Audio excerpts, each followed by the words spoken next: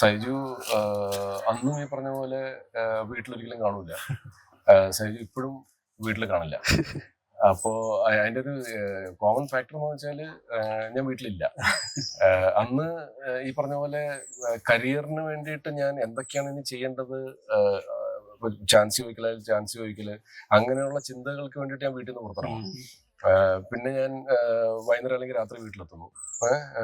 ഇപ്പൊ എന്ന് സംബന്ധിച്ചാൽ ഇപ്പം സിനിമകൾ ഉള്ളത് കൊണ്ട് അതിന്റെ പ്രൊമോഷൻസും അല്ലെങ്കിൽ ഷൂട്ടിങ്ങും അതിന്റെ കാര്യങ്ങൾക്കായിട്ട് ഞാൻ പുറത്തിറങ്ങുന്നു. ആക്ച്വലി നമുക്കൊരു സ്റ്റെബിലിറ്റി ഇല്ലാണ്ട് നമ്മൾ ഇതിൽ സ്ട്രഗിൾ ചെയ്താൽ അത് ചിലപ്പോൾ പ്രശ്നമാവും. നമുക്ക് ഫിനാൻഷ്യലി നമ്മൾ സെറ്റിൽഡ് ആയിട്ട് മാത്രമേ നമ്മൾ ഇതിൻ്റെ അകത്തേക്ക് ഇറങ്ങാവുന്നത് എനിക്ക് തോന്നുന്നു.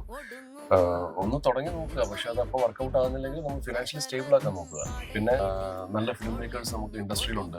അവരുടെയൊക്കെ പടങ്ങളിൽ എന്തെങ്കിലുമൊക്കെ നല്ല കഥാപാത്രങ്ങൾ കിട്ടുവാണെങ്കിൽ അത് ചെയ്തുകൊണ്ട് മുമ്പോട്ട് പോകാൻ മാത്രമാണ്. Hello guys, welcome back to our channel. ഇന്ന് നമ്മുടെ കൂടെ ഉള്ളത് മലയാളത്തിൽ തന്നെ വെർസറ്റൈൽ ആക്ടറായ സൈജു കുറുപ്പാണുള്ളത്. വെൽക്കം ചേട്ടാ. Thank you. അപ്പോൾ ഫസ്റ്റ് തന്നെ ഒരു ബിഗ് കൺഗ്രാജുലേഷൻസ് മോഹിനിയാട്ടത്തിന് വേണ്ടിയിട്ട്. Thank you. ഓക്കെ, ഫസ്റ്റ് ചോദ്യം എന്ന രീതിയിൽ എനിക്ക് ചോദിക്കാനുള്ളത്, ഒരു ശശിധരൻ നായരിലേക്ക് 2 വർഷത്തിന് ശേഷം, ഒരു 2024 തോന്നുന്നു ഭരതനാട്യം, തിരിച്ച് 2 വർഷത്തിന് ശേഷം ആ ക്യാരക്ടറിലോട്ട് പിന്നെ സ്വിച്ച് ചെയ്യുന്ന ഒരു മോഡ്, അത് എങ്ങനെ ചലഞ്ചിങ് ആയിരുന്നോ അതോ ഈസി ആയിരുന്നോ? അത് ഈസി ആയിരുന്നു. ചില നമ്മൾ ഓൾറെഡി ഒരു പ്രാവശ്യം ചെയ്ത കഥാപാത്രം നമ്മൾ റിപ്പീറ്റ് ചെയ്യുമ്പോഴത്തേക്ക് നമുക്ക് ഈസിയാണ്. ചില നമ്മൾ എക്സ്ട്രാ അതിന് വേണ്ടിയിട്ട് മാനറിസംസ് ഒന്നും പ്ലാൻ ചെയ്യേണ്ട ആവശ്യമില്ല. കണ്ടിന്യൂറ്റിക്ക് വേണ്ടിയിട്ട് നമ്മള് ആ ക്യാരക്ടറിനെ ഇപ്പൊ നമ്മൾ വേറെ എന്തെങ്കിലുമൊക്കെ ചെയ്യുവാണെങ്കിൽ ചിലപ്പം ക്യാരക്ടർ മാറിപ്പോകും. അപ്പം അതുകൊണ്ട് അത് തന്നെ ഇപ്പം അറക്കില പോയാലും നമ്മള് ഇപ്പൊ 3ാമത്തെ ഭാഗം ചെയ്യുമ്പോഴും പഴയ ടൈം ലൈനിൽ മാത്രമാണ് വേറെ ടൈപ്പ് നമ്മൾ എന്തെങ്കിലും ചെയ്യേണ്ടത്. അറക്കില പോയിട്ട് അഭിനയിക്കുമ്പോഴത്തേക്കും സെയിം സാധനം തന്നെയാണ് ചെയ്തിരിക്കുന്നത്. പിന്നെ അതോടൊപ്പം ഇതിനകത്ത് കുറെ പുതിയ ക്യാരക്ടേഴ്സിന്, ജഗദീഷ് ചേട്ടനായിട്ട്, സുരാജ് ചേട്ടൻ, വിനയ് ഫോർഡ്, അപ്പൊ ഇതൊരു കുറെ ക്യാരക്ടർ ഡെവലപ്മെന്റ് ഉണ്ടാകുമ്പോൾ ഒരു വലിയൊരു ബിഗ് സ്കെയിൽ പടമായിട്ട് നമുക്ക് തന്നെ ഇമാജിൻ ചെയ്യാൻ പറ്റും. ബിഗ് സ്കെയിൽ ആണ് ആക്ച്വലി. ഞാൻ ലീഡ് റോൾ ചെയ്തതിൽ ഏറ്റവും ബിഗ് ബഡ്ജറ്റ് സിനിമയാണ്. പ്രൊഡ്യൂസറും കൂടാണ്. സെക്കൻഡ് പ്രൊജക്ട് ആണ് ഡയറക്ടർ കൃഷ്ണദാസ് മുരളിയുടെ കൂടെ, അതും ഒരു സീക്വൽ. എങ്ങനെയുണ്ടായിരുന്നു എക്സ്പീരിയൻസ് ഡയറക്ടറിന്റെ കൂടെ? നമ്മള് ഡയറക്ടേഴ്സുമായിട്ട് നമ്മള് മൾട്ടിപ്പിൾ പടങ്ങൾ ഒരേ ഡയറക്ടറായിട്ട് ചെയ്യുമ്പോഴത്തേക്കും നമുക്ക് ഭയങ്കര കംഫർട്ട് ലെവലാണ്. ഇപ്പൊ ആടിലും മിഥുൻ, അല്ലെങ്കിൽ ഇപ്പൊ ഞാൻ ജിജു ആന്റണിയുടെ കൂടെ ഞാൻ 2 പടങ്ങൾ ചെയ്തിട്ടുണ്ട്. അത് നമുക്ക് ഭയങ്കര കംഫർട്ടായിട്ട് ഫീൽ ചെയ്യും. ഇപ്പൊ VKP ആയിട്ട് ഞാൻ ഓൾമോസ്റ്റ് 10 പടങ്ങൾ ചെയ്തിട്ടുണ്ട്. അപ്പൊ VKPയുടെ സെറ്റിലൊക്കെ പോകുമ്പോഴത്തേക്കും നമ്മളൊരു നമ്മൾ ഫാമിലിയിലേക്ക് ഇറങ്ങി ചെല്ലുന്ന ഒരു ഫീൽ തന്നെയാണ്. അത്രയും ക്ലോസ് ആവും അല്ലേ? അതുപോലെ ഇപ്പൊ ഭരതനാട്യത്തിലെ ശശിധരൻ നായർ ആയിക്കോട്ടെ, ഭയങ്കര ഫാമിലി ഓറിയന്റഡ് ഗായിയാണ്. അത് ഭയങ്കര സോഫ്റ്റ് ഹാർട്ടഡ് ആണ്.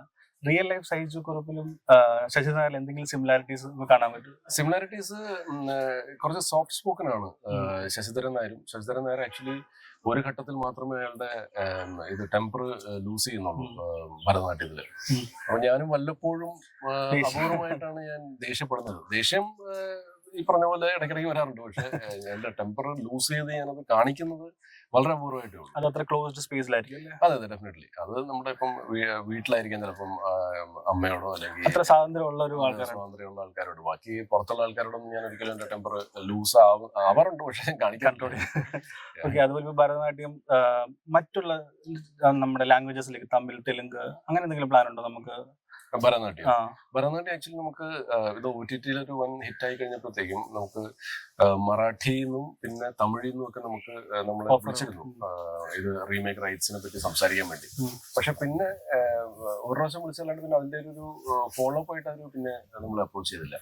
ബട്ട് ഡെഫിനറ്റ്ലി അവരൊക്കെ അത് കണ്ടെന്ന് പറഞ്ഞാൽ ഒരുപാട് സന്തോഷം. ഇപ്പൊ സൈജു കുറുപ്പ് എന്നൊരു ആക്ടർ എസ്റ്റാബ്ലിഷ്ഡ് ആയിട്ടുണ്ട്.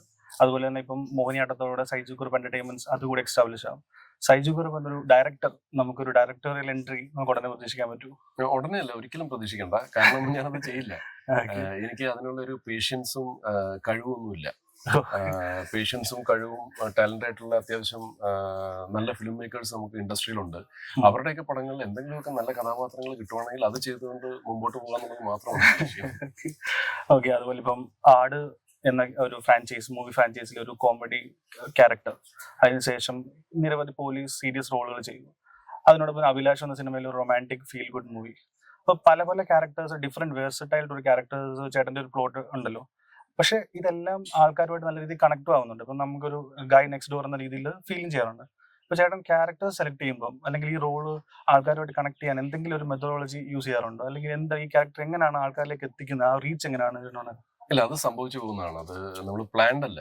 നമ്മളൊരു കഥാപാത്രം കിട്ടുമ്പോഴത്തേക്കും നമ്മൾ കൺസീവ് ചെയ്യുന്നത് ദൈവം അനുഗ്രഹിച്ച് അങ്ങനെ ആയി പോകുന്നതുകൊണ്ടായിരിക്കാം അത് റിലേറ്റ് ചെയ്യാൻ പറ്റുന്നത്. പിന്നെ കഴിവതും നമ്മുടെ പെരുമാറ്റങ്ങൾ, അതായത് ആ ക്യാരക്ടറിന്റെ പെരുമാറ്റം നമ്മൾ നാച്ചുറൽ ആക്കുക എന്നുള്ളതാണ്. അപ്പൊ അത് ചെയ്യുമ്പം അത് ഡെഫിനറ്റ്ലി അത് കണക്ട് ആവും.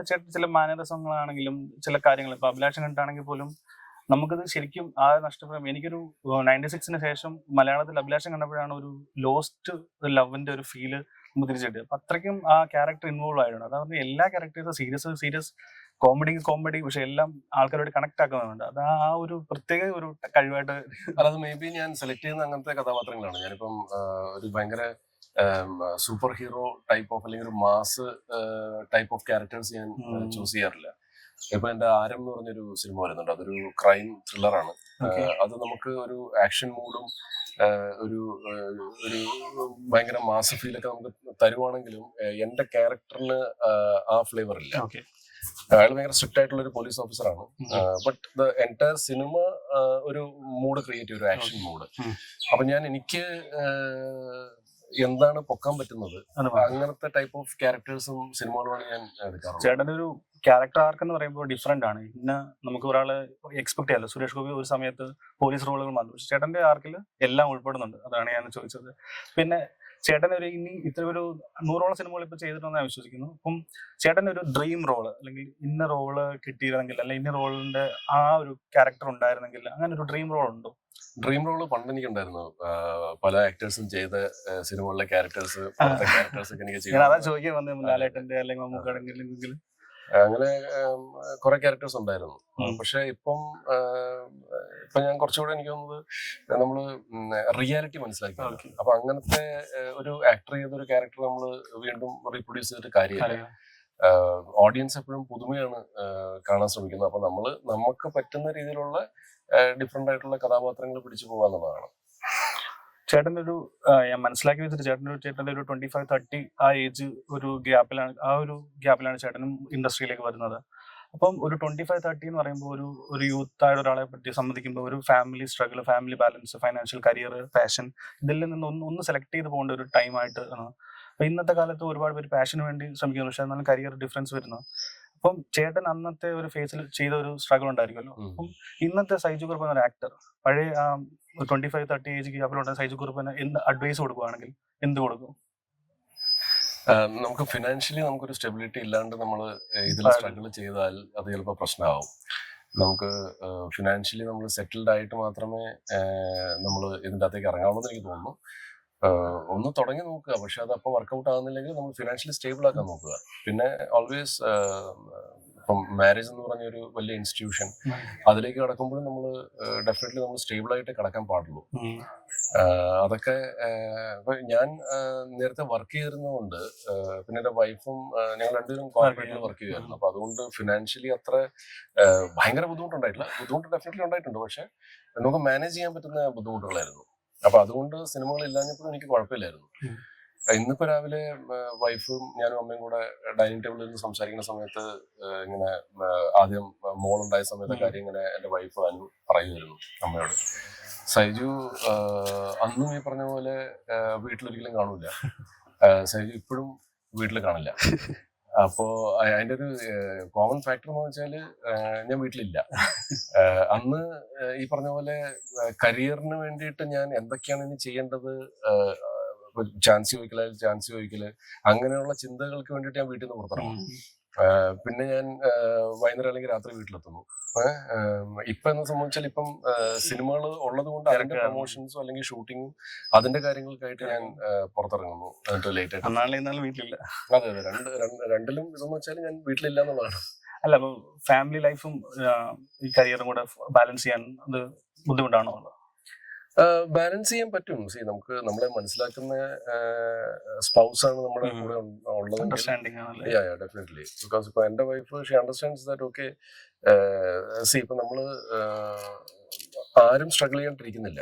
അന്നത്തെ സ്ട്രഗിളിന്റെ അത്രയും സ്ട്രഗിൾ ഇല്ലെന്നേ ഉള്ളൂ. പക്ഷെ ഇപ്പോഴും നമ്മൾ നമ്മുടെ ഒരു സിനിമ നന്നാകാൻ വേണ്ടിയും അത് പ്രൊമോട്ട് ചെയ്യാൻ വേണ്ടിയിട്ടും അത് തിയേറ്ററിൽ റിലീസായിട്ട് ആൾക്കാരെ എത്തിക്കാൻ വേണ്ടിയിട്ട്, അപ്പൊ ഈ സ്ട്രഗിള് ഈ ഒരു ഇൻഡസ്ട്രിയിൽ ആരുടെയും സ്ട്രഗിൾ ഒരിക്കലും തീരുന്നില്ല. നമ്മളൊരു പുതിയ പ്രൊജക്റ്റിലേക്ക് പോകുമ്പോഴത്തേക്കും വീണ്ടും സ്ട്രഗിൾ തുടങ്ങുകയാണ്. പിന്നെ അതേപോലെ തന്നെ മറ്റുള്ള ആക്ടേഴ്സും ഒരുപാട് പേര് തമിഴ് തെലുങ്ക് മൂവീസിലൊക്കെ ടൈം കിട്ടുമ്പോൾ മറ്റു ചിത്രങ്ങൾ അതെ, ചെയ്യുന്നുണ്ടല്ലോ. exactly. ചേട്ടൻ അങ്ങനെ ചെയ്യുന്നതായിട്ട് കണ്ടില്ല ഞങ്ങള്. എനിക്ക് അങ്ങനത്തെ ഒരു ഭയങ്കര മീറ്റി ക്യാരക്ടർ കിട്ടിയിട്ടില്ല. ഇപ്പം തെലുങ്ക് പടത്തിൽ നിന്ന് 1-2 പ്രാവശ്യം വിളിച്ചിട്ടുണ്ട്, തമിഴ് പടത്തിൽ നിന്ന് കുറച്ചധികം പ്രാവശ്യം വിളിച്ചിട്ടുണ്ട്. പക്ഷെ അപ്പോഴൊക്കെ ഞാൻ ഓൾറെഡി ഡെബ്യൂട്ടൻസ് ആയ പല സംവിധായകർക്കും ഡേറ്റ് കൊടുത്തിരിക്കുന്ന സമയമാണ്. അപ്പൊ ഇവരുടെ തമിഴിലും തെലുങ്കിലും എന്താ സംഭവം എന്ന് വെച്ചാൽ ഒരു മാസം അല്ലെങ്കിൽ 1.5 മാസം കൊണ്ട് പടം തീരില്ല. ഇവരുടെ ഇങ്ങനെ ഷെഡ്യൂൾ ആയിട്ടാണ് ഇവർ ഷൂട്ട് ചെയ്യുന്നത്. അപ്പൊ ഇതിന്റെ കണ്ടിന്യൂറ്റി മെയിൻറ്റെയിൻ ചെയ്യുക, പിന്നെ നമ്മുടെ ഇവിടുത്തെ ഡേറ്റ്സ് കൊളാവും. പിന്നെ അല്ലെങ്കിൽ പിന്നെ ഞാൻ ഇപ്പം ഏത് ഡെബ്യൂട്ടന്റെ പടമാണ് മാക്സിമം എന്നെ ഡെബ്യൂട്ടൻസ് ആണ് എന്നെ വെച്ച് പടം ചെയ്യുന്നത്. അപ്പൊ അവരുടെ പടം ഞാൻ പോസ്റ്റ്പോൺ ചെയ്യേണ്ടി വരും. അപ്പൊ എനിക്ക് ആ ഒരു പടം പോസ്റ്റ്പോൺ ചെയ്യാൻ വളരെ എളുപ്പമാണ് വെച്ചാൽ ഞാൻ വേറെ പടം ചെയ്യുകയാണ്. പക്ഷെ ഈ ഡെബ്യൂട്ടന്റ് എന്ന് പറഞ്ഞ അദ്ദേഹത്തിന്റെ ഫ്രണ്ട്സ്, അദ്ദേഹത്തിന്റെ ടീം, അദ്ദേഹത്തിന്റെ അമ്മയച്ഛനും ഇവരൊക്കെ ഈ പ്രൊജക്ട് നടക്കാൻ വേണ്ടി കാത്തിരിക്കുകയാണ്. അപ്പൊ ആ പ്രൊജക്റ്റിൽ നിന്ന് ഞാൻ എന്താണ് പെട്ടെന്ന് പറയുമ്പോഴത്തേക്ക് എനിക്ക് വളരെ ഈസി ആയിരിക്കും പറയാൻ. പക്ഷെ ഇവർക്ക് എത്രമാത്രം അത് ബാധിക്കും എന്നുള്ളത് നമ്മൾ ചിന്തിക്കുമ്പോൾ ഞാൻ ആ സമയത്ത് ഞാൻ തമിഴിലെ 1-2 പടങ്ങൾ ഞാൻ വേണ്ടെന്ന് വെച്ചിട്ടുണ്ട്. അത് കേട്ടപ്പോ ശശിധരൻ നായരുമായിട്ട് നല്ല സിങ്ക് ഉണ്ട് ചേട്ടൻ. As A director, as A producer, as A actor, പുതിയതായി വരാൻ പോകുന്നത് ആരം എന്ന് പറഞ്ഞ പടമാണ് ഇപ്പൊ കംപ്ലീറ്റ് ആയിരിക്കുന്നത്. പിന്നെ ഞാനൊരു 4 പടങ്ങൾ ഞാൻ കമ്മിറ്റ് ചെയ്തിട്ടുണ്ട്. അപ്പം അതിന്റെയൊക്കെ അത് പ്രൊജക്റ്റ് ആവണം, അതിന് പ്രൊഡ്യൂസേഴ്സിനെ കിട്ടണം. അപ്പം അതിനു വേണ്ടിയിട്ടൊക്കെയുള്ള ഒരു സ്ട്രഗിൾ ആണ് ഇപ്പം. ഓക്കെ, ആൻഡ് ലാസ്റ്റ് ക്വസ്റ്റ്യൻ ആയിട്ട്, മോഹിനിയാട്ടം എന്നൊരു മൂവിയെ ഒറ്റ ഡിസ്ക്രൈബ് ചെയ്യാൻ പറഞ്ഞാൽ ചേട്ടൻ അത് എങ്ങനെ ചെയ്യും? It's a dark humour crime thriller movie. Crime thriller for all generations. Okay, അത് കുറച്ച് ഇൻട്രസ്റ്റിംഗ് ആയിട്ടുള്ള ക്രൈം ത്രില്ലർ. ഭരതനാട്യം കുറച്ച് സോഫ്റ്റ് ഹാർട്ടഡ് ഇമോഷണൽ ഫാമിലി, ഇത് crime thriller. It's not entirely crime thriller. ഇതൊരു ഡാർക്ക് ഹ്യൂമർ ഉള്ള ക്രൈം ത്രില്ലർ പെടുന്ന എല്ലാ ജനറേഷനും ഇഷ്ടപ്പെടാൻ പോകുന്ന ഒരു സിനിമയായിരിക്കും. അപ്പോൾ താങ്ക് യു ചേട്ടാ, thank you for the time and all the best for the movie.